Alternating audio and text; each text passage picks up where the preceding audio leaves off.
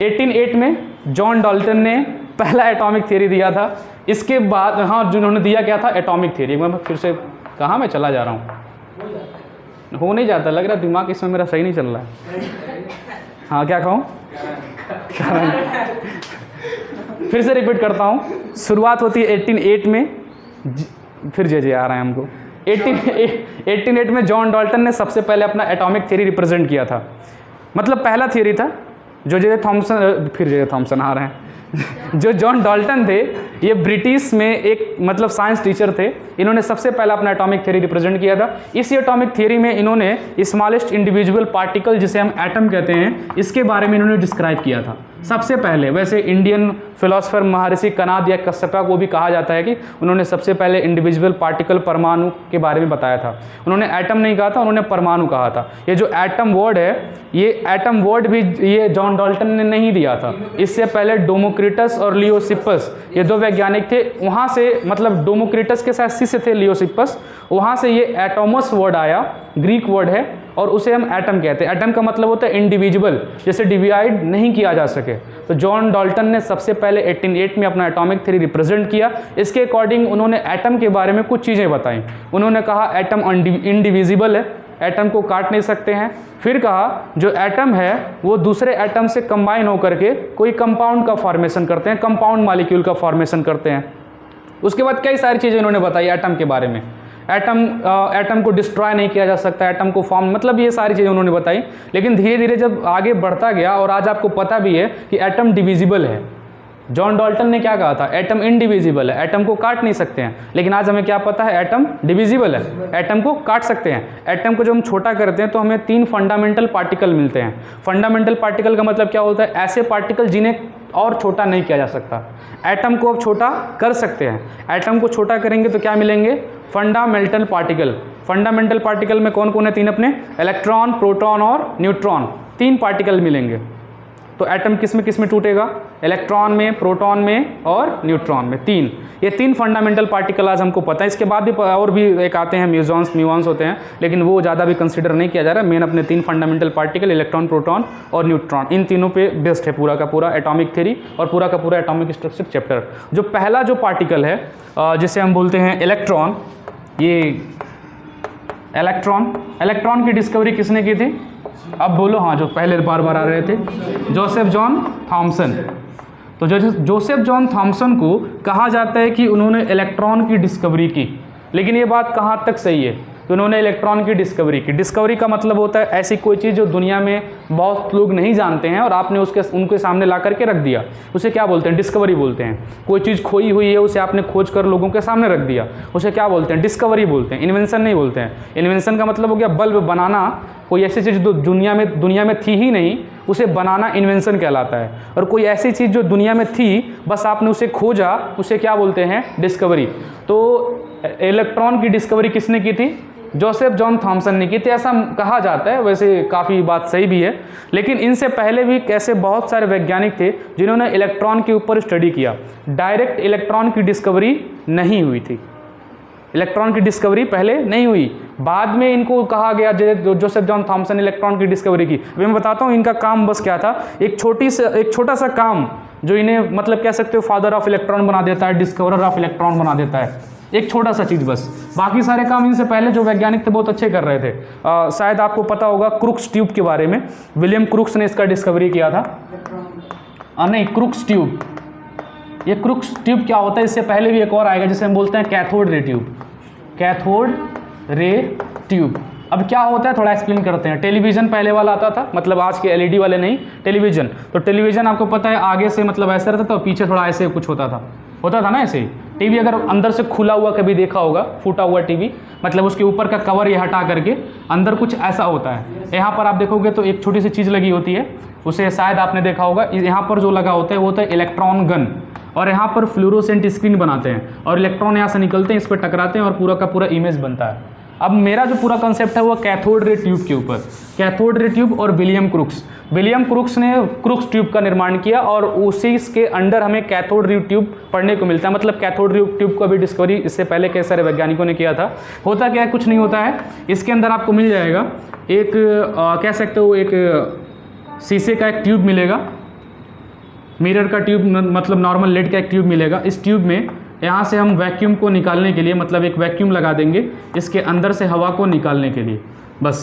और इधर एक तरफ एक पॉजिटिव प्लेट जिसके ऊपर जो चार्ज है वो पॉजिटिव जाएगा, इधर एक और हम प्लेट ले लेंगे जिसके ऊपर जो चार्ज है वो हम निगेटिव सप्लाई करेंगे। और इन दोनों को बहुत हाई इलेक्ट्रिक पोटेंशियल लगभग 10K वोल्ट सप्लाई करते हैं। 10,000 वोल्टेज इसको क्या करते हैं, सप्लाई करते हैं। ये पूरा का पूरा फंक्शन है कैथोड रे ट्यूब का। इलेक्ट्रॉन की डिस्कवरी से पहले कैथोड रे ट्यूब के ऊपर ही एक्सपेरिमेंट हो रहा था और यहाँ से जो खोजा गया वो मैं बताता हूँ क्या खोजा गया। ये पूरा जो ट्यूब है वो समझना, एक शीशे का ट्यूब है, इसके अंदर वैक्यूम लगाया गया है, हवा यहाँ से बाहर निकल जाएगा। एक तरफ पॉजिटिव प्लेट है, दूसरी तरफ निगेटिव प्लेट है। जैसे यहाँ से 10K वोल्टेज सप्लाई दिया गया, ये पाया गया कि यहाँ पर ये जो पॉजिटिव वाला जो यहाँ पे प्लेट है, इस प्लेट के पीछे मतलब अगर यहाँ पे हम छोटा छोटा अगर होल कर दें तो इस प्लेट के पीछे यहाँ पर कुछ चमकती हुई लाइट दिखाई दे रही है यहाँ पे। तो ये क्यों दिखाई दे रही है, इसके बारे में स्टडी किया गया तो ये पाया गया यहाँ से जो कैथोड वाला जो प्लेट है मतलब जो निगेटिव होता है उसे क्या बोलते हैं, कैथोड बोलते हैं, और जो पॉजिटिव प्लेट होता है उसे क्या बोलते हैं, एनोड बोलते हैं। तो यहाँ से जो निगेटिव प्लेट है कैथोड है, यहाँ से ऐसा माना जा रहा था कि कोई एक ऐसा मतलब कह सकते हो कि ऐसा पार्टिकल निकल रहा है जिसे हम नहीं देख पा रहे हैं और वो पार्टिकल आ करके प्लस पर टकरा रहा है और यहाँ पर एक कलर क्रिएट कर रहा है। जैसे कि क्या होता है कि अगर दो इलेक्ट्रिक के तार को आप लड़ाओगे जो स्पार्क होता है, तो जब तक वो दो तार टकराए नहीं तब तक स्पार्क नहीं होता। इतनी बात तो क्लियर है।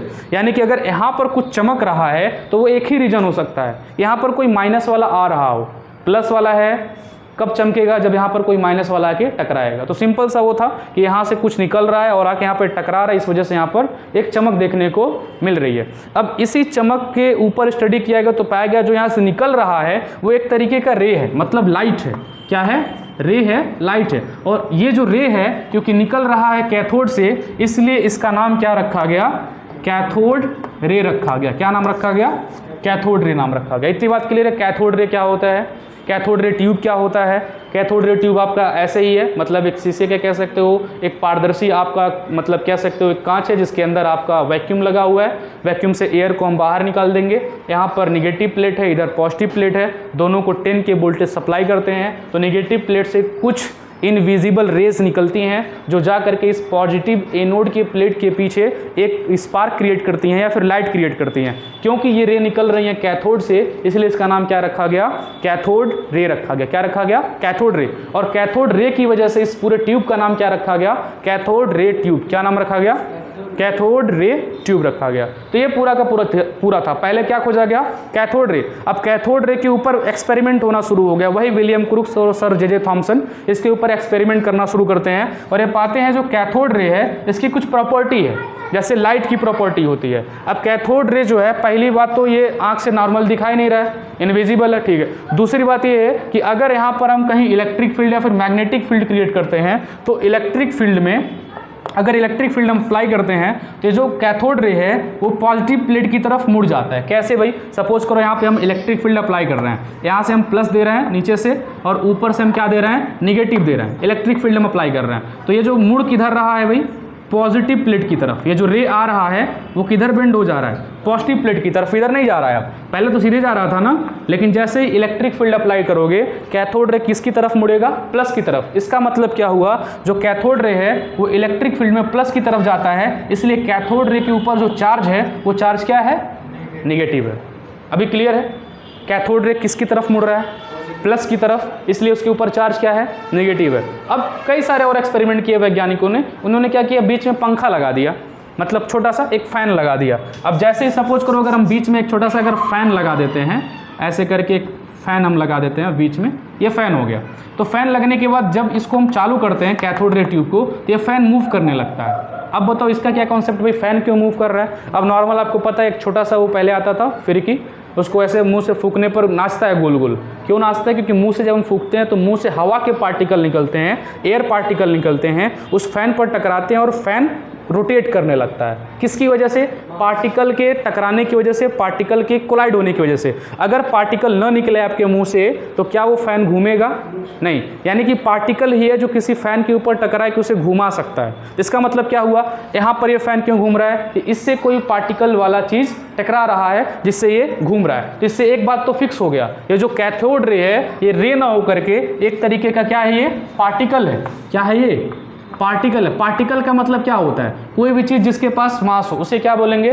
पार्टिकल बोलेंगे। क्या बोलेंगे? मतलब पार्टिकल मतलब स्मॉलेस्ट यूनिट भी कह सकते हो। वैसे पार्टिकल ऐसे बहुत सारे होते हैं जिनका मास नहीं होता, जैसे फोटॉन, मैं उसकी बात नहीं कर रहा हूँ, लेकिन यहाँ पर इसे हम क्या कहेंगे? पार्टिकल।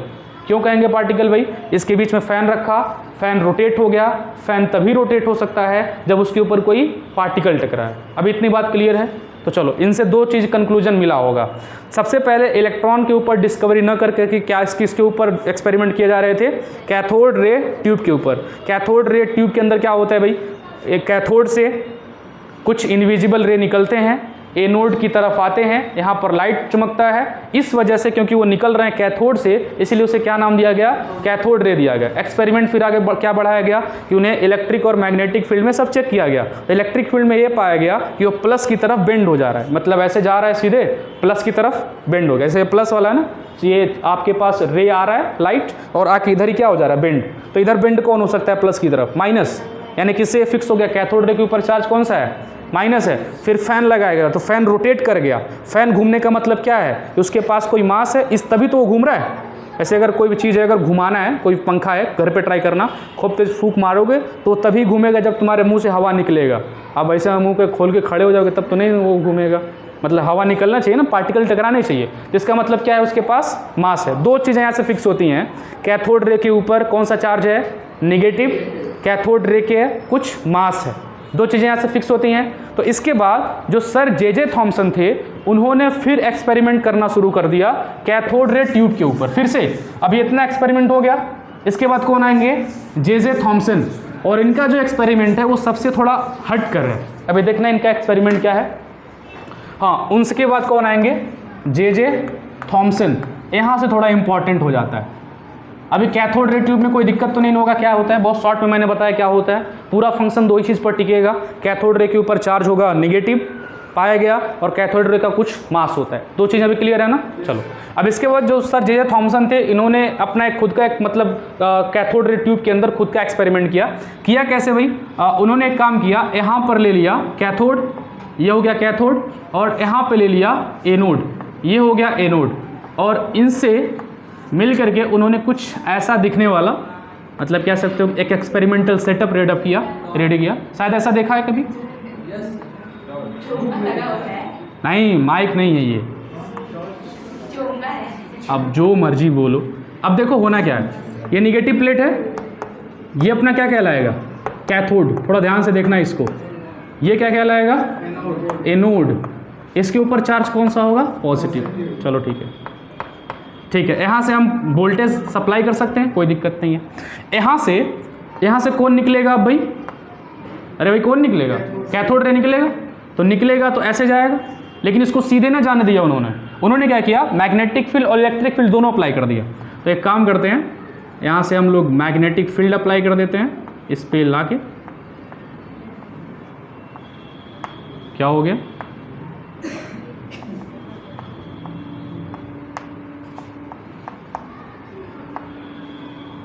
ये तो मैग्नेटिक वाला हो गया। इलेक्ट्रिक वाला भी अप्लाई कर देते हैं। ऊपर ये हो गया प्लस, और नीचे एक और प्लेट लगा देता हूँ। इसके ऊपर चार्ज क्या है? माइनस। थोड़ा ध्यान देना आप। पहले क्या होता था, अगर ये दोनों नहीं लगते, मतलब मैग्नेटिक फील्ड ये N है, इधर वाला S है, तो अगर मैग्नेटिक फील्ड नहीं लगाते तो सीधे जा रहा था, इलेक्ट्रिक फील्ड नहीं था तो सीधे लगा जा रहा था। लेकिन जैसे ही ये दोनों लग गए तब उसके बाद ये पाएगा अगर हम इलेक्ट्रिक फील्ड अप्लाई करते हैं तो ये जो पार्टिकल है ये सीधे इस पॉइंट ए पर टच करता है, पॉइंट ए पर। और जैसे ही मैग्नेटिक फील्ड अप्लाई करते हैं ये पॉइंट बी पर टच करता है, और जब कुछ नहीं अप्लाई करते हैं तो पॉइंट सी पर यानी सीधे टच करता है। थोड़ा पूरा इंस्ट्रूमेंट ध्यान से देख लेना। ये वही कैथोड रे एक्सपेरिमेंट ट्यूब है जो अभी थोड़ी देर पहले देखा। कुछ नहीं है, यहाँ पर कैथोड है, यहाँ पर एनोड है। चालू करेंगे तो यहाँ से कौन निकलेंगे, आपके कैथोड रे निकलेंगे। कैथोड रे सीधे जाएंगे तो उन्होंने क्या किया, नीचे मैग्नेटिक फील्ड लगा दिया और दोनों तरफ क्या लगा दिया, इलेक्ट्रिक फील्ड लगा दिया। प्लस और माइनस दिखाई दे रहे हैं, प्लस माइनस इलेक्ट्रिक फील्ड, और ये जो लगाया वो क्या है, मैग्नेट है। अब हुआ क्या, जब इलेक्ट्रिक फील्ड अप्लाई किया तो पार्टिकल सीधे न जाकर कहाँ पर टच हुआ, ए पर। जब इलेक्ट्रिक फील्ड को हला करके मैग्नेटिक फील्ड अप्लाई किया तो पार्टिकल कहाँ जाकर टच हुआ, पॉइंट बी पर। जब दोनों नहीं लगाया तो कहाँ गया, सी पर। तो इस एक्सपेरिमेंट से उन्होंने एक काम किया, अब क्योंकि दोनों एक साथ अप्लाई करना है तो उन्होंने मैग्नेटिक फील्ड और इलेक्ट्रिक फील्ड को ऐसे सेटअप लगाया कि जो पार्टिकल है वो सीधे पॉइंट कहाँ पर टच करे, सी पर टच करे। ये सब कैसे पॉसिबल है भाई, आपको इलेक्ट्रॉन के ऊपर मास पता होना चाहिए, इलेक्ट्रॉन के ऊपर चार्ज कितना है वो पता होना चाहिए। इसीलिए इस पूरे एक्सपेरिमेंट से उन्होंने इलेक्ट्रॉन का चार्ज और मास इन दोनों को बैलेंस करने का कोशिश किया, क्योंकि उन्हें तो पता ही नहीं था इलेक्ट्रॉन के ऊपर चार्ज कितना है, इलेक्ट्रॉन के ऊपर मास कितना है। अगर इलेक्ट्रॉन के चार्ज और मास दोनों को बैलेंस कर देते हैं तो पार्टिकल सीधे जाएगा और कहां पर टकराएगा, सी पर टकराएगा। अब थोड़ा एक चीज यहां पे मैं बता देता हूं, अभी कहोगे ए पर टकराता तो दिखा कैसे, क्योंकि हमने थोड़ी देर पहले कहा कैथोड रे नहीं दिखेगा नॉर्मल, जब टकराएगा तब दिखेगा। तो दिख कैसे रहा है, तो यहाँ पर जिंक सल्फाइड का कोटिंग कर देते हैं, जिंक सल्फाइड, या फिर इसे कह सकते हो फ्लोरोसेंट स्क्रीन। ये जो है इसे क्या बोल सकते हैं, फ्लोरोसेंट स्क्रीन, मतलब जिससे कोई पार्टिकल टकराया और वो चमकने लगता है। तो यहाँ पर जनरली जिंक सल्फाइड यूज कर सकते हैं, और भी सारे फ्लोरोसेंट का मटेरियल्स आते हैं, उसको अगर हम चिपका देंगे तो उस पर कोई टकराएगा तो वहाँ से चिंगारी, मतलब ऐसा दिखेगा कि वहाँ पर कोई पार्टिकल स्ट्राइक कर रहा है। तो ये पूरा सेटअप में कोई दिक्कत क्या क्या है, यहाँ पे कैथोड है, ये एनोड है। चालू करेंगे वोल्टेज देके तो क्या निकलेगा, कैथोड रे। जब निकलेगा तो सीधे कहाँ पे जाएगा, टकराएगा सी पर। तो उन्होंने क्या किया, नीचे मैग्नेटिक फील्ड और दोनों तरफ क्या लगा दिया, इलेक्ट्रिक फील्ड। जब इलेक्ट्रिक फील्ड अप्लाई करते हैं तो पार्टिकल कहाँ टकराता है, ए पर। जब मैग्नेटिक फील्ड अप्लाई करते हैं तो कहाँ टकराता है, बी पर। जब दोनों को ऐसे उन्होंने सेटअप लगाया कि मतलब दोनों ऐसे सेट हो जाए कि ना ए पर जाए ना बी पर जाए, मतलब चार्ज को और मास को ऐसे उन्होंने बैलेंस किया इस पॉजिटिव मतलब प्लेट से, निगेटिव प्लेट से, और इस मैग्नेट से, कि वो कहाँ पर टकरा रहा है, सी पर। तो जिस हिसाब से उन्होंने उसको मैनेज किया वहाँ से उन्होंने E/m का रेशियो निकाला, और E/m का जो रेशियो है वो लगभग 1.758 × 10⁻11 कूलाम पर kg निकाला। कितना निकाला, 1.758 × 10 कितना निकाला, 11 कूलाम पर kg निकाला। बस यहाँ तक जो मेन काम था वो सर जे थॉमसन का था। पूरा काम इतना ही किया था, किसने, सर जे थॉमसन ने। उन्होंने बस इतना ही किया था। अब कहोगे बस क्या इतने करने की वजह से उन्हें इलेक्ट्रॉन का डिस्कवर कहा गया।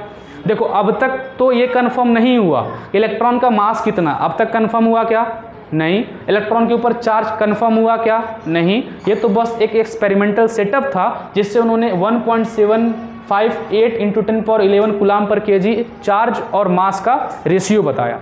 क्या अब तक इलेक्ट्रॉन की डिस्कवरी हुई, नहीं हुई। मैं पूरा फिर से रिपीट कर रहा हूँ, इलेक्ट्रॉन की डिस्कवरी के पूरा शुरू से। इलेक्ट्रॉन की डिस्कवरी से पहले किस पर स्टडी किया जा रहा था, कैथोड रे ट्यूब के ऊपर। कैथोड रे ट्यूब क्या होता है, कैथोड रे ट्यूब एक कांच का ऐसा, मतलब कह सकते हो एक ऐसा सेटअप होता है जिसके अंदर वैक्यूम लगा करके हवा बाहर निकाल देते हैं। एक तरफ प्लस एक तरफ माइनस लगा देते हैं। प्लस वाले को एनोड कहते हैं, माइनस वाले को कैथोड कहते हैं। जब हम उसे लगभग 10K पोटेंशियल वोल्टेज से सप्लाई देते हैं तो ये जो निगेटिव वाला है यहाँ से इलेक्ट्रॉन या फिर कोई कह सकते हो कि इनविजिबल पार्टिकल निकलता है और प्लस वाले के पास जाता है, टकराता है और यहाँ पर लाइट क्रिएट होता है। तो ये पाया गया कि ये निकल कहाँ से रहा है, कैथोड से, इसलिए इसका नाम क्या रखा गया, कैथोड रे रखा गया। अब जो कैथोड रे उसके ऊपर कई सारे एक्सपेरिमेंट किए गए, ऐसा पाया गया कि जो प्लस चार्ज होता है उसकी तरफ वो मुड़ जा रहा है। इस वजह से कैथोड रे के ऊपर चार्ज कौन सा है, निगेटिव है। अब दूसरी बार जब पंखा घूमा, बीच में फैन लगाने पर जब फैन रोटेट कर गया तब ये कंक्लूड किया गया उसके पास कुछ मास है। दो चीजें मिली, उसके पास ये कंफर्म होगा चार्ज है निगेटिव और उसके पास कुछ मास है उसके, वही मास है। उसके बाद कौन आए, सर जे थॉमसन। इन्होंने ये एक्सपेरिमेंट सेटअप किया। इस एक्सपेरिमेंट के बारे में फिर से दोबारा नहीं बताना पड़ेगा। ऐसे क्या इंक्लूड निकला, E/m का रेशियो 1.758 × 10⁻11 कूलाम पर kg। अभी यहाँ तक ये चीज़ आकर खत्म हो जाता है। इसके बाद आते हैं R.A. मिलिकन। कौन आते हैं, बोलो, खत्म हो गया टाइम। इसे कि हम इलेक्ट्रिक फील्ड भी चालू कर दें, मैग्नेटिक फील्ड भी चालू कर, तब क्या होगा? तो वही तो कह रहा है, तब सी पर जा रहा है। जैसे दोनों को ऐसे सेटअप लगाना, जैसे थोड़ा बात समझो, इसको अप्लाई कर रहे हैं तो ए पे जा रहा है, इसको अप्लाई कर रहे हैं तो बी पे जा रहा है, तो दोनों को ऐसे सेट करो मैग्नेटिक और इलेक्ट्रिक फील्ड को जो सी पर जाए। वही तो मैं कह रहा हूँ, वही उन्होंने किया। जब सेट किया तो उसका क्या निकल गया, E/m का रेशियो निकल गया कूलम पर केजी में। क्लियर है? इसके बाद आएंगे RA मिलीकन, उसके बाद m की वैल्यू हम लोग फाइंड करेंगे।